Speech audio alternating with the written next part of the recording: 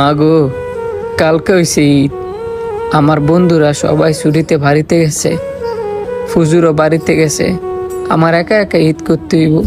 সবাই সবার আত্মীয় স্বজন মা বাবা লিয়ে ঈদ করব। আর আমার কেউ নাই যাওয়ার মতো। মারে, আমি তো করে অনেক মিস করতেছি।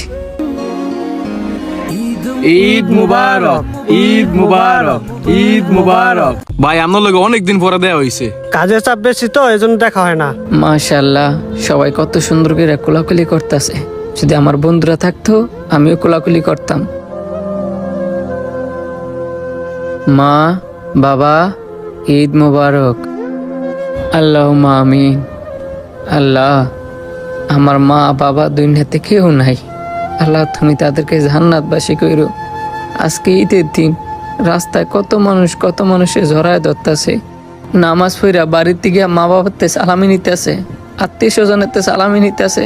আর আমার তো দুনিয়াতে কেউ নাই। তোমার কাছে আল্লাহ একটাই চাওয়া, আমার মা বাপরে জান্নাতবাসী কইরো।